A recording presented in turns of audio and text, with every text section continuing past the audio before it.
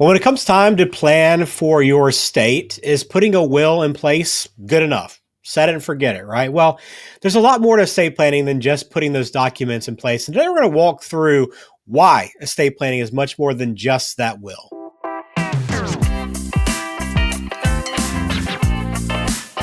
Welcome in. This is Legacy Beyond Wealth. I'm Ben George. He is Rob Shelton at Axio Wealth Management. Rob, great to be on with you once again and talk a little bit about estate planning. And, I think, when you talk about wealth management and what you do, I guess a lot of people don't think necessarily, okay, estate planning first, but it is a big part of what you do for clients, isn't it?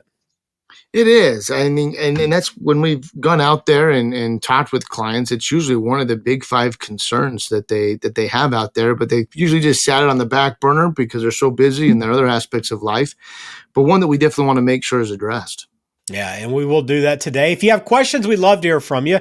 AxioWM.com. You can get in touch that way. Drop a comment. Also, take advantage of that discovery meeting. It's a great opportunity to sit down and learn more about how the team, the dream team that Rob and his team works together and collaborates with to help you out, help you reach your retirement goals, how they can be a part of your life and your process. But I want to jump into kind of the importance of estate planning first, because before we kind of even talk about what you need to be doing along the way, talk about why you need to actually be focusing on this as well. And as you mentioned, it is an important thing for a lot of people, but why is it so crucial for those that haven't really started thinking long-term like that, Rob? Why is it so important to be thinking about estate planning? And, regardless of wealth, I think too is a big part of that.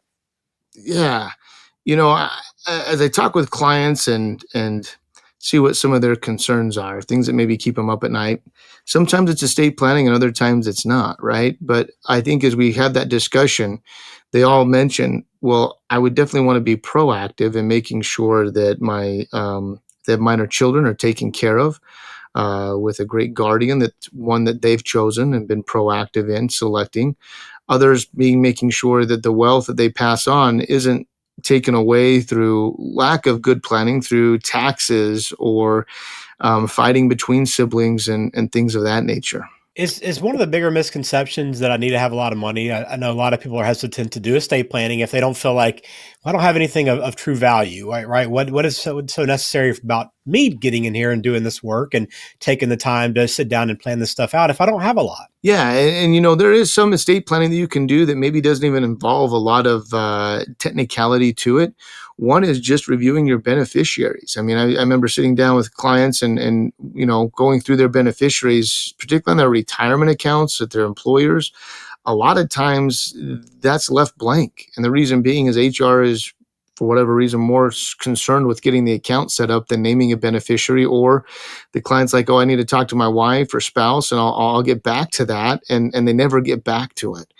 And so, with estate planning, it's important that we have these periodic check-ins on a regular basis. We kind of do that with everything in life, from the batteries in our smoke detectors to, the oil changes in our cars. The only problem is with estate planning, it doesn't have that annoying beep that goes off about 2 a.m. every time you need to have the battery changed in the smoke detector. So, I think going back to it, we all could benefit from a review on estate planning and then get a customized approach that's best for you, whether that involves a will, trust, power of attorney, healthcare directive, or just making sure your beneficiaries are up to date and handled the way you want it to be. Yeah, and I know that's something that you help with at Axio Wealth. So if you have any questions, want to explore that and learn more about how that works, please get in touch. But you talk about this idea of maintenance, right, and maintaining. And I think a lot of people do just assume that I've got my will in place. I'm in pretty good shape, right? It definitely is a relief to get that in place and know that kind of, hey, my loved ones will be taken care of. They're not going to have to worry about going through the probate process as much and some of the headaches that come with that. But it's not just about getting that done, right? It's about, as you mentioned, regularly checking up on this. So what are some of the things that you're kind of paying attention to on this regular maintenance plan? Yeah, and I think that maintenance plan depends upon the size of the estate or wealth that you have. The faster that the wealth is growing, the more often you need to be meeting with it. Our top level clients, this is something we're discussing on an annual basis. And we've created a checklist that we go through to make sure we don't miss anything from the maintenance side of things. You think about it, you take your car in to get an oil change. I'm willing to bet that that technician has a checklist to go through to make sure that oil change is performed to the highest level of service that they could be able to provide. And that's kind of the same thing that we do is we look at that as a checklist to make sure that we follow through on those items. Other times it makes more sense to not maybe have to review it every year, but maybe every 3 to 5 years to definitely have a check in. I think that's the least I would go without having a check in to be able to see where things are at.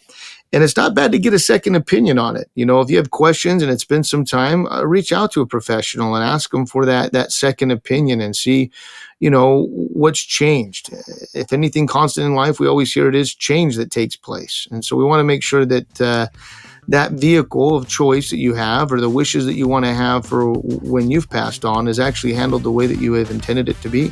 Are you ready to unlock the freedom to live your best life? Schedule your no-cost 60-minute discovery meeting with our team today. During this session, we'll take the time to understand your family story and financial dreams. Together, we'll craft a personalized roadmap designed to help you achieve your goals. Let's explore how we can unlock the freedom for you and your family to thrive. Just click the link in the description of today's show to get started.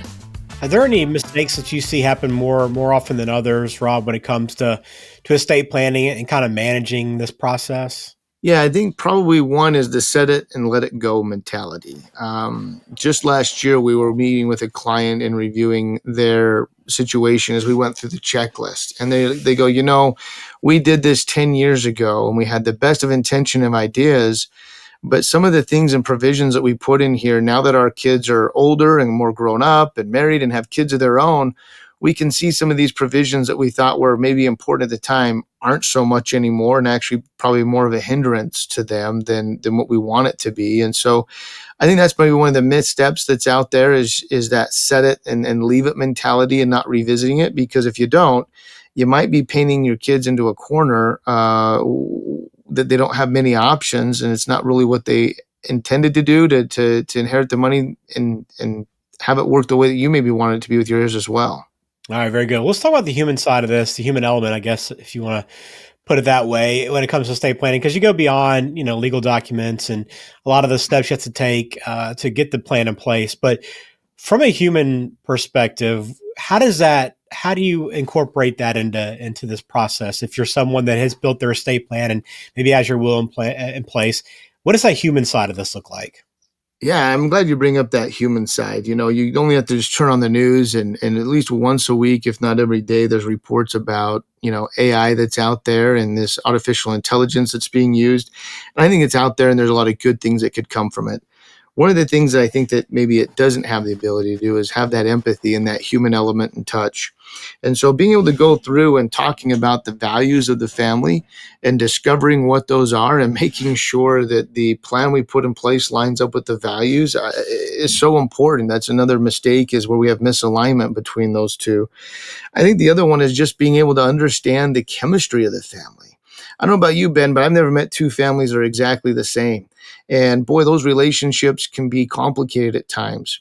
I remember coming across an estate plan where mom and dad had passed away, and the siblings were still fighting in court over the assets. And the number one reason why, the one sister, the younger sister, felt like she deserved more money because the older sister always got to pick the first orange on dad's shoulder. And she held that in for years and never resolved that conflict and felt that she was rightfully entitled to more money because she didn't have that personal experience with dad, which is sad. But none of that came out until mom and dad had passed away. And so being able to resolve conflicts with this human element, having that open conversation, and then encouraging the clients to look for those potential cracks that might get wider when they pass away, and seeing if there is any unresolved conflict, because it's much better to take care of when mom and dad are alive than when they've passed away.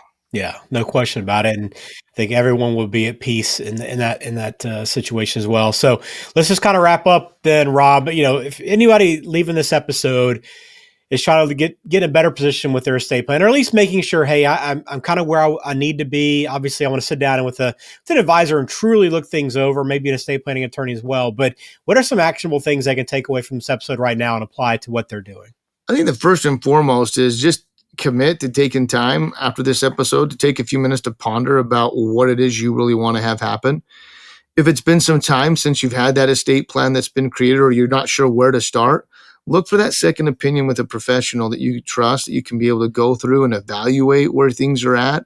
You always want to be able to make sure you're working with one that's a fiduciary, that's looking after your best interests and can be able to walk through maybe some of these things and has the expertise to help you walk through questions, understand what concerns it is and what you're trying to accomplish, to get one custom designed for you. Well, family comes first at Axio Wealth. I know we talk about that. We will continue talking more about that here on the YouTube channel as well. But if you want to learn more about ways to unlock that freedom to live a life of significance, one that matters and one that's important to you, you can always log on axiowm.com. Learn more there. Links are obviously in the description as well, if that's easier for you. And we'd love to hear any feedback. But I hope this episode kind of helps you out. And estate planning isn't just kind of a one-time thing, right? It's an ongoing process and one that you have to manage, like other aspects of your portfolio and your financial and retirement plans. So, Rob, as always, we appreciate your time. Glad to be here with you. And thanks for taking us through this estate planning conversation. Thank you.